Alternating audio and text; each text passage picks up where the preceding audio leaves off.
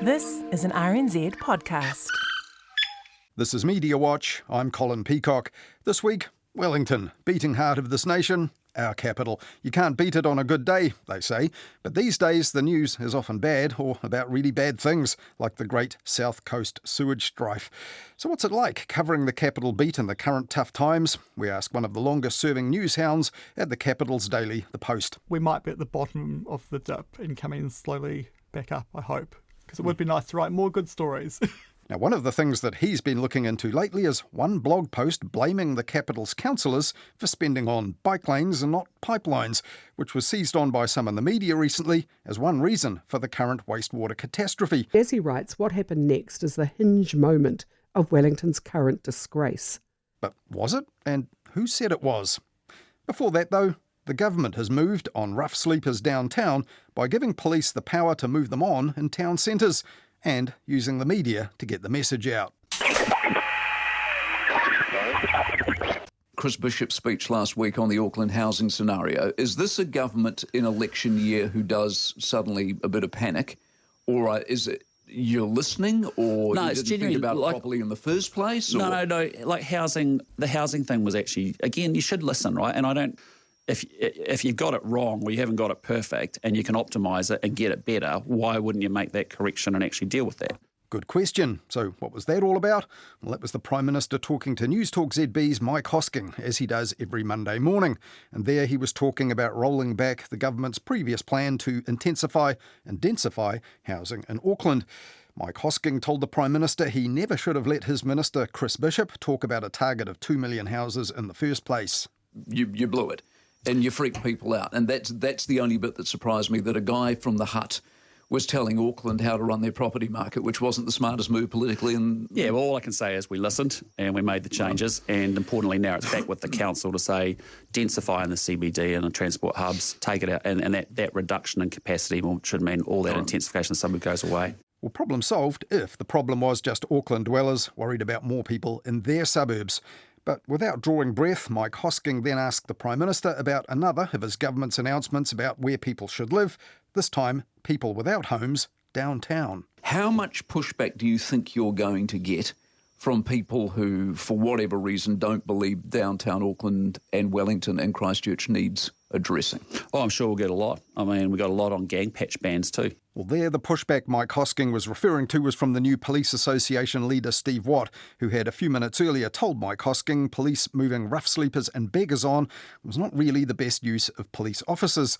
But unlike the housing intensification, the Prime Minister wasn't inclined to take that on board.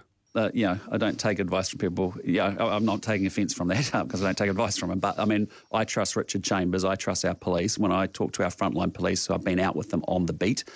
While the Prime Minister did speak sympathetically about people living on the streets, the wording of the government's announcement last weekend was pretty blunt. It was echoed on News Talk ZB's bulletin on Monday morning like this. The Justice Minister says the government's hoping to reclaim the country's CBDs as it introduces move-on orders. Reclaiming and taking back the streets is fairly aggressive language, but exactly how would this reclaiming be done via move-on orders? Well, the plan is to tweak the Summary Offences Act so police could move on those over 14 years old displaying disorderly, disruptive, threatening or intimidating behaviour. Likewise, those obstructing or impeding someone entering a business or breaching the peace. It would also apply to all forms of begging and rough sleeping, and even behaviour indicating an intent to inhabit a public place. Those moved on would then have to leave a yet-to-be-specified area for up to 24 hours by a reasonable distance, which would be specified by police on the spot. And if not, those people would be fined $2,000 or could face 3 months in jail. On 9 to Noon's politics slot this week, the former Green MP Gareth Hughes pointed out that the announcement last Sunday was timed with the media in mind. Been announced on Sunday because I think the government thinks it's a winner. It sets the political agenda, but also, if my understanding is still true, Sunday night news is still the most watched night of the week, so they saw this as a winner. And there were parallels there with an announcement last year that under-18s living at home would be ineligible for the job seekers allowance, depending on their parents' income. On RNZ's political panel show The Whip this week, the Post's National Affairs editor Andrea Vance said this was a case of PPP, purely performative politics. the decision was made by Cabinet in December, and they chose to roll out this policy at the weekend after that very unseemly spat over housing intensification in Auckland last week. I think it's a cruel policy. The police and the social services have said that it won't work, it won't fix anything. And speaking of dumb and speaking of dumb politics, I can't emphasise how stupid it is to pick a fight with police in an election year. The former National Party minister on that same panel, Wayne Mapp, said Andrea Vance was wrong. People occupying prime CBD space was not really fair on others and those trying to do business there. I just think that this is an extra power that police can use in the Summary Offences Act when they really need it. And by golly, I've seen situations where it would be handy. And the Prime Minister himself had cited the sensibilities of Chuck and Mary from the US on the cruise of a lifetime pulling in Auckland, and those who had just booked in at the just-opened Auckland Convention Centre. And he could have added soon-to-be-open CRL link stations and the long-suffering businesses near them who are still open. That could also be part of the plan. Now, last year, the business lobby group Heart of the City bought full-page advertisements in the Herald to print an open letter strongly urging the government to act on CBD security and safety. But if leading the news last Monday was the idea this time, well, that clearly worked for the government. Monday's edition of The Post, for example, said this. While politics eases into a quieter phase with Parliament in recess, the week started off on a strong note for the government with an announcement on move-on orders for rough sleepers. A strong note, but also strong criticism for the policy from social agencies and welfare experts. On 9 to Noon, the former Green MP Gareth Hughes went on to say this last Monday. Frankly, they're just moving the problem on to another place. For a government that talks about social investment and using the evidence and trying to save costs down line, this is a very expensive ambulance at the bottom of the cliff that just won't work. And on Mike Hosking's News Talk ZB show, the Police Association leader Steve Watt had already used the very same words. But the reality is we can't be the ambulance at the bottom of the cliff every time. Well, what we have to do is look at the police problem. Steve. Mike Hosking mixing up his emergency services there. It'd be the ambulance service at the bottom of the cliff, surely. Police at the top, preventing the fall, if at all possible. But it was clear from the Prime Minister and Justice Minister Paul Goldsmith and Police Minister Mark Mitchell that it will be up to police officers to make this work, like the gang patch ban that the same ministers all cited. Mark Mitchell also insisted the law change addressed a very real gap between antisocial behaviour and criminal behaviour, which handicaps police officers on the streets right now.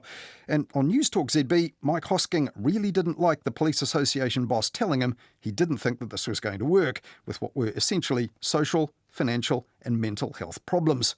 Indeed, Mike Hosking told Steve Watt he sounded like a social worker himself, though Steve Watt had just told Mike Hosking that's the position police officers just didn't want to be in. Steve, you sound like you got a bad attitude. No, not at all. No, well, look, I mean, and I do acknowledge the problem, Mike. I mean, so this is the same. It just worries me, the public service in general, whatever the government says, don't want to do it. No, not at all. It's about getting the right resource to tackle the problem. That earned a rebuke the next day from the Police Minister Mark Mitchell, a former beat cop himself, on Morning Report. To me, they're completely out of touch. They need to get out on the beat with their officers because, often rough sleepers, police are having to deal with anyway. They just haven't had the powers to be able to do anything. But the Police Association leader and others also made the point that the Summary Offences Act already empowers the police to arrest people for disorderly, threatening and offensive behaviour. And that's not what we're talking about here. We're talking about move-on orders from someone who hasn't committed an offence. OK. All right, Steve. Appreciate it. Steve Watt, Police Association President. Who's new? Don't know about him. And Mike Hosking insisted that doing law and order things does get results. Let me tell you this, but like retail crime and Yarrises through windows, a few years back, you remember all of that? Toughen up those laws and you will be amazed how quickly the problem gets solved. And if the problem is only outside businesses in our CBDs, well, maybe. But if the people with problems are just moved on, the problems are likely to go where they go, to streets and communities and businesses further afield. A few minutes later in News Talk ZB's news, Community Housing Aotearoa Chief Executive Paul Gilbert says similar policies overseas have not worked. There are large encampments now outside of town centres all over the US, and I really don't think that's the sort of thing that New Zealanders want to see. Though later that same day on News Talk ZB, the Drive host Heather Duplessis-Allen seemed okay with it. Irritate them till they find somewhere like a cemetery to go and sit where the rest of us don't want to be. Do you know what I mean? So they can go and camp somewhere by themselves and the rest of us can use Carrying a Happy Road. Homeless encampments in city cemeteries is not quite the intensification of accommodation that anyone else had in mind. And while Mike Hosking told his listeners this was only really a problem in central Auckland, Wellington and Christchurch, stories about similar problems in the centres of Rotorua, Hamilton, Nelson, Gisborne and Porirua City and elsewhere are pretty easy to find in the media. And the law changes can apply to any city or town. When TVNZ's One News at 6 last Sunday led with the Move On Orders story, they noted that the government had already cut the numbers of people in emergency housing and motels and those who could apply for that. Consequently, the National Homelessness Data Project, which is made up of city missions and the Salvation Army, shows homelessness in Auckland more than doubled in a year, from around 400 in 2024 to more than 900 in 2025. But some are questioning if today's announcement will fix the problem. Well, as we heard, it's not really meant to, not on its own.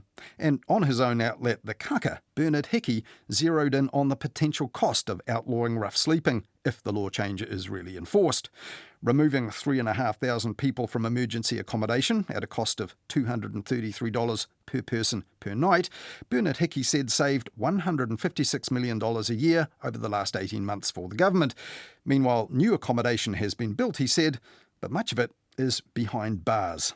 According to Corrections, the government has helped fund and organise the creation of an extra 2,000 prison beds. Remember, they cost $552 per night. And various budget announcements in 2024 and 2025 have led to the delivery of 420 new homes and an extra 120 or so new places in a type of housing called Housing First. This is where, if you are completely homeless, you are essentially given a home to stay in, which it turns out, according to international research, is the most effective way to sustainably reduce homelessness, is to give people a home. And if many of the rough sleepers are moved out of town and city centres, rather than housed, fined or jailed, it'll be up to local councils to meet the need. And that was a point made in the Herald's editorial last Wednesday, which called Move On Orders, at best, a temporary fix, which could also increase the burden on our justice and corrections systems. At 8 o'clock on Wednesday morning, both RNZ's Morning Report and the Mike Hosking Breakfast on News Talk ZB had National and Labour MPs head-to-head arguing about who was really to blame for increased CBD homelessness and disorder in the first place, in spite of statistics which actually showed crime and disorder was down for all of Auckland City, if not just the CBD. But on ZB, Mike Hosking then spread the blame elsewhere to the media for talking to one of the people at the heart of the issue. So in other words, we're all looking after him, but because he wants a bit more, he's going down to the local shopping centre for a bit of a beg. So that's not actually addressing the problem. So by the time the media play into the opposition's narrative that somehow this isn't an issue and these poor people are... You know, you go and talk to anybody downtown Auckland, Wellington and Christchurch. Well, the media did a bit of that too, and that actually identified the real issue for which party politics was irrelevant. The law change will move on people who are homeless, but not threatening or intimidating people, which is already against the law. And, as now, police will exercise discretion in ways that inevitably won't be consistent, and not just in our three biggest city centres. Right-leaning pundit Liam Hare nailed it with this comment. The real task is to distinguish between conduct that threatens others and conduct that reflects hardship.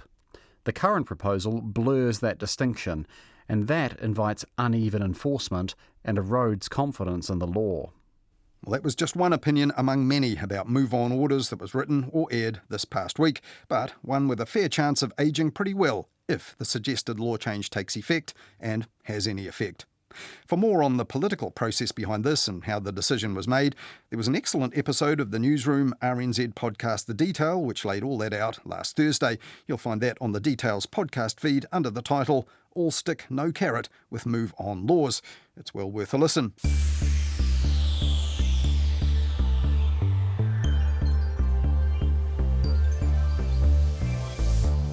Well, as we've just heard, social housing is an urgent issue for many councils around the country, which could become more urgent.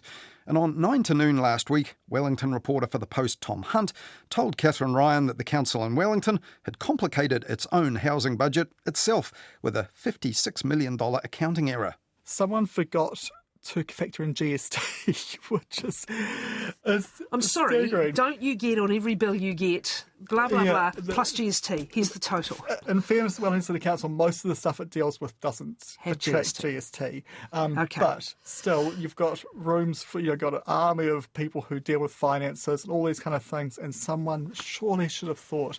Well, they should have thought, and that is a lot of money, but right now this is but a sidebar up against the council's ongoing wastewater disaster on the south coast. Now, when we looked at the media coverage of that on Mediawatch 2 weeks ago, we looked at how mayors and councillors, past and present, were copping blame in the capital for having the wrong priorities in the past. And one who was singled out was the former Green councillor and now Wellington Central's MP, Tamitha Paul. She was identified in one blog post as instrumental in doubling the council's cycleway budget, while councillors passed over a proposed wastewater spending increase back in 2021. But on 9 to noon last week, Tom Hunt said that was news to him. I thought I was going mad because I was looking through the minutes from the meeting in question, and there's a vote on cycleways, that's true, but there was no vote on more water. But by the time we kind of figured this out, kind of the horse had bolted, and all over social media was this mythical vote. I mean, as in a wider context, that debate was happening at the time, but the vote itself never happened. And still I'm hearing people claiming absolutely it did. Now, that blog post claiming the council approved spending on cycleways in Wellington 5 years ago, but not wastewater, was by someone called Peter Bassett. And among those airing his claim elsewhere was Kerry Woodham on her News Talk ZB show at that time. This is from Peter Bassett in the blog Breaking Views. And as he writes, what happened next is the hinge moment of Wellington's current disgrace. But in that blog post Kerry Woodham was quoting from, Peter Bassett also accused the media of failing to grill the former Green councillor Tamitha Paul about that. But he got his wish after his post was published when Ryan Bridge, on his Herald Now show, asked Tamitha Paul this. But the question remains, what's more important, flushing the toilet or riding a bike? I think the question you should be asking, Ryan, as a responsible journalist, if you want to look at that council, is why did nobody put up an amendment on option 4, the maximum amount to increase Wellington water, including those people who are vocal now about that meeting? Well, as we mentioned 2 weekends ago on Mediawatch, this prompted an article published in the Weekend Post by the former Wellington City councillor Sean Rush, who had responsibility for water back in 2021.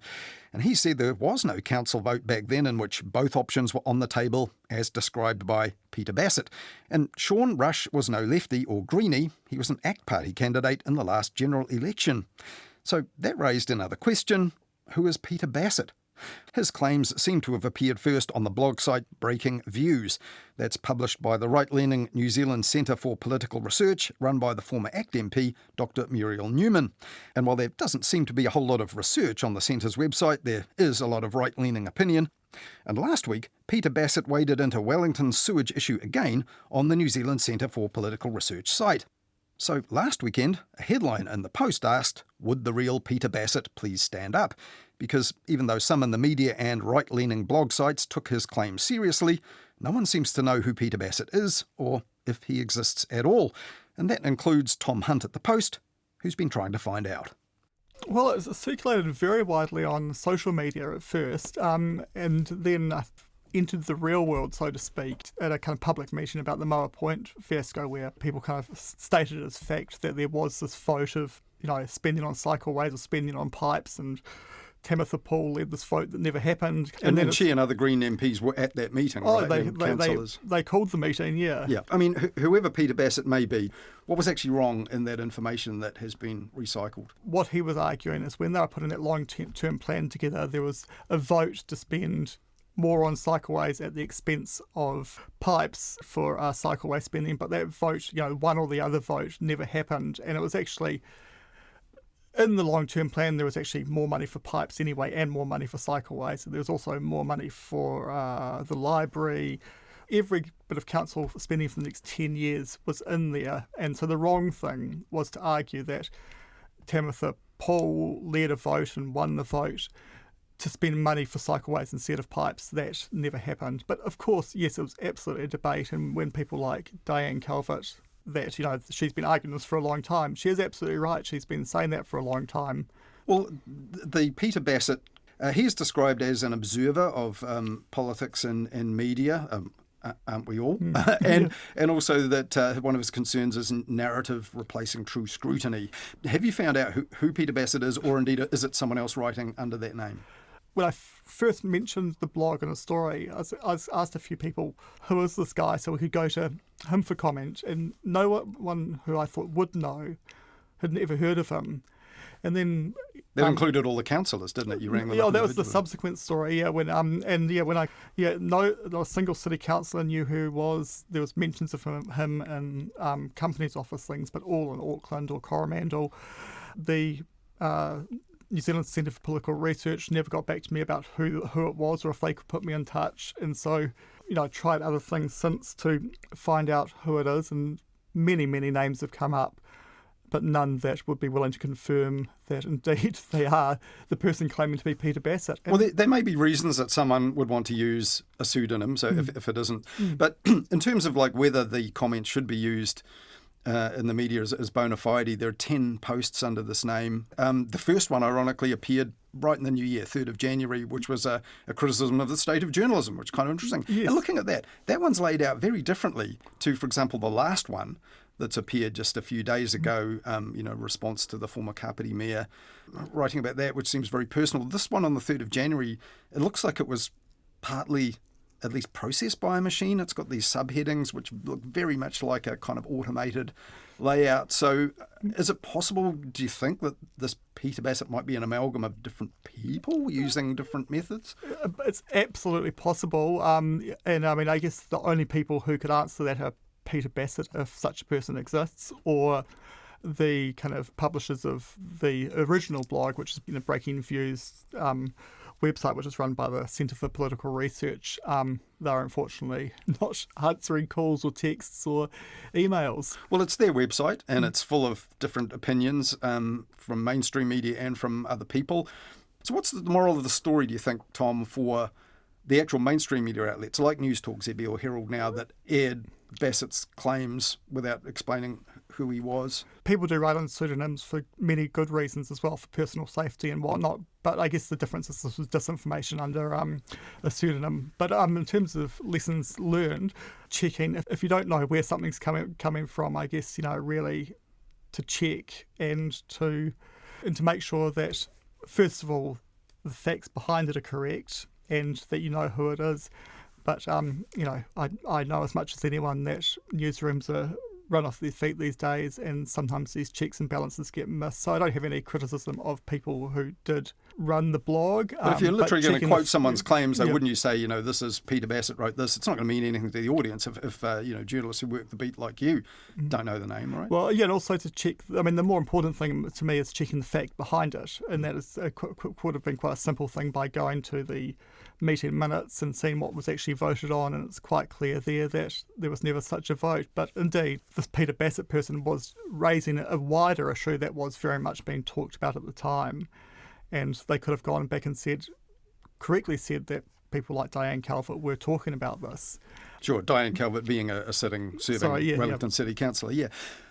Like in Wellington, claims have been made and been reported by media in the past few months and recent years where the source wasn't entirely clear. For example, before the local elections last year, there were leaflets arriving in mailboxes. I got them in my home in Wellington with all sorts of criticism about things that current council had allowed, things like saying they were going to authorise call to prayers at mosques, which was not right. It turned out to be partly associated with a group that was trying to unseat, I guess, the local serving mayor and council at the time. We had Ray Chung and his salacious gossip about them, former Mayor Tory Whanau, phantom videos reported about the Tory Whanau's disgraceful behaviour in city bars that never ever emerged and no name was ever attached to them.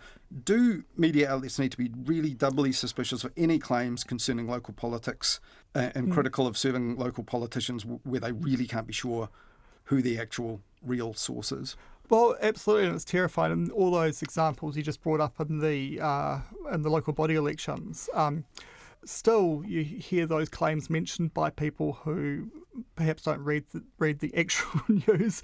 Well, the possibility, I should say, the possibility of this video surfacing of Tory whānau acting disgracefully that never appeared, that was reported in the Post as well. So, yeah, I mean, and absolutely, I mean, as I say, none of us are above reproach in this thing. But we've got a general election coming up. Do you think we might see a bit more of this? I think we'll absolutely see a huge amount of it. And probably the examples that you brought up are the ones we knew about. There's probably a lot of disinformation out there we never knew was disinformation. You know, we just wouldn't know about it if it's about people who perhaps don't speak up.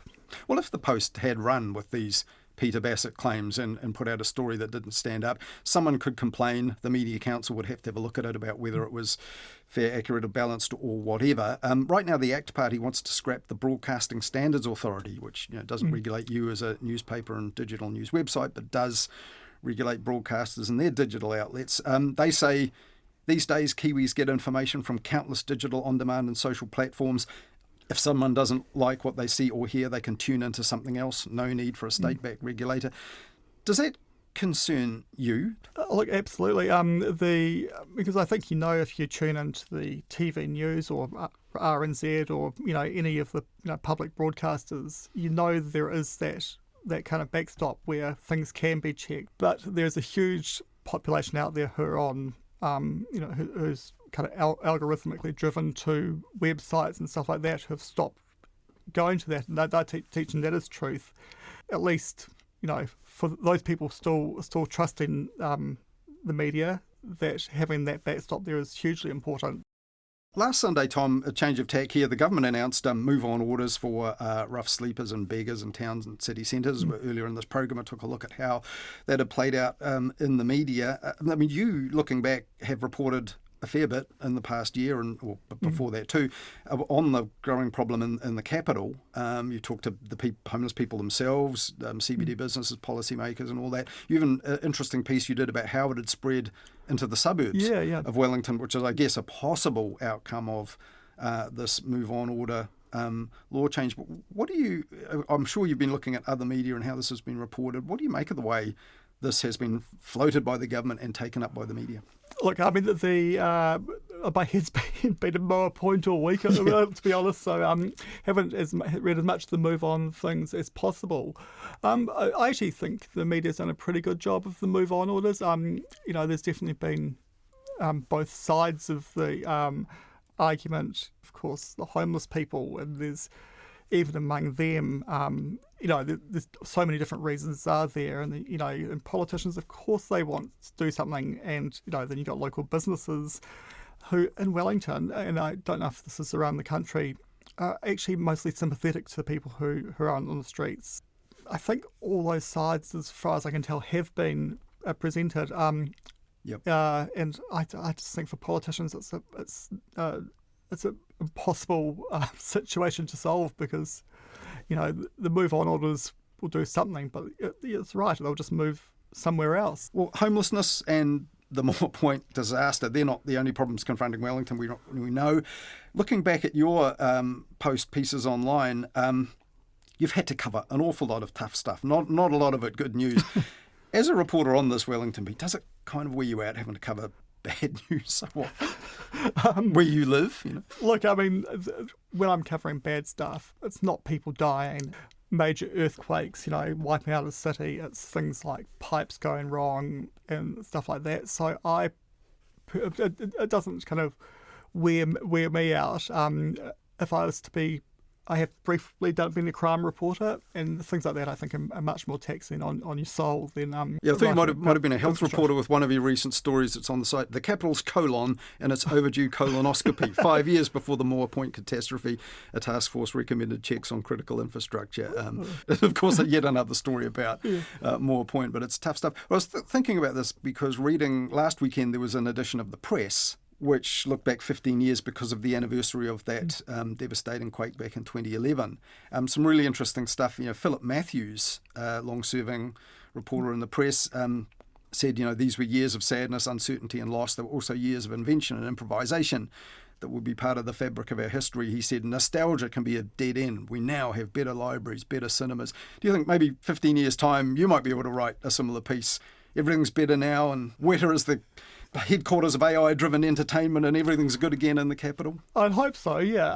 Hopefully not 15 years, though, because, I mean, the kind of catastrophe for Wellington didn't start with Moa Point. It kind of started with the when was it, Kaikoura quake? That was. It's a slow burn thing, unlike the press, right, when they can look back on that moment and even the October quake that came before it. So it's very much not like one single cataclysm and moment in history. That's right. It's a very different story, eh? Well, absolutely. And there is going to be some good news soon. Civic Square is going to reopen, the library, the town hall. There's a new band rotunda restaurant opening. There's things that are kind of signalling that we might be at the bottom of the dip and coming slowly back up, I hope. Because it would be nice to write more good stories.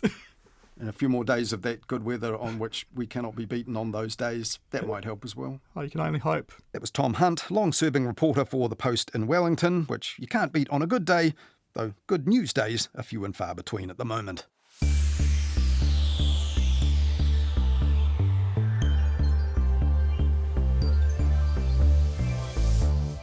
One of the sites that was carrying that Peter Bassett post that pointed the finger at the Greens over Wellington's wastewater catastrophe was BassettBrashAndHyde.com, a website carrying the opinions of former ACT and National Party leader Don Brash, who's also the current leader of Hobson's Pledge, former ACT Party leader Rodney Hyde, and a former Labour Party cabinet minister and historian Michael Bassett, all of whom claim to have been sidelined or even cancelled by the mainstream media for their views. The Post reported Michael Bassett as saying that blogger Peter Bassett was no relation of his. Indeed, Michael Bassett had no idea who Peter Bassett was. And you won't see Peter Bassett's work on BassettBrashAndHyde.com anymore.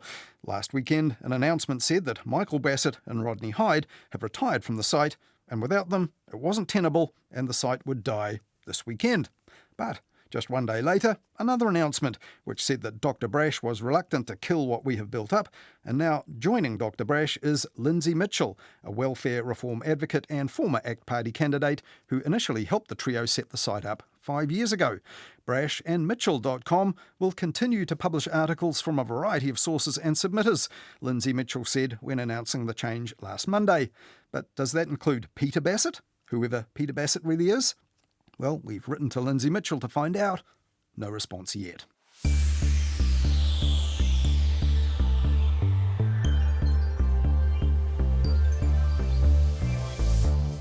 Now, if you're running your own blog site, you can, of course, publish pretty much what you like, unless it's something that's breaking the law. But the news media have to be a bit more careful and balanced and fair and accurate and things like that. But eyebrows were raised in the new year by a story on the Stuff website politics section, which was also tagged as business news. The story was studded with pictures of the Prime Minister and his Finance Minister in high-vis and hard hats at various businesses, and the headline echoed National's own election year slogan, rebuilding the economy by fixing the basics and building the future. And this was labelled as brand content as well. Now, the story also painted a very rosy economic picture of our future, and there were no griping counterquotes from the opposition or even contradictions from coalition partners for that matter. The economy is expected to grow 3% next year while inflation remains low, the optimistic article said, even though soon after that came the news that inflation had topped 3% again. But this wasn't really news. The text was labelled Advertisement by the New Zealand National Party, funded by Parliamentary Services. So in other words, it was a paid-for puff piece, paid for by you. Now, at least one person complained to the Advertising Standards Authority, saying it was presented in the style of Stuff News, and under the ASA's self-regulatory regime, advertisers and the media have the option of amending advertising after a complaint. So in this case, Stuff implemented what the ASA says were additional clarity measures, changing the brand content label on the homepage to advertisement. The ASA ruled that, because of that, the complaint was settled. So, handy income then for Stuff from the public purse, but not so great for its claims to offer independent journalism that people can trust. That's it for this week. Thanks so much for listening. If you have any thoughts for us or ideas for us to follow up, do get in touch. Send us an email, mediawatch@rnz.co.nz, or you can even write us an old-fashioned letter and send it to Mediawatch, PO Box 123, Wellington. Catch you again for Midweek Mediawatch next Wednesday. In the meantime, follow Mediawatch and listen on any podcast app to make sure you never miss an episode.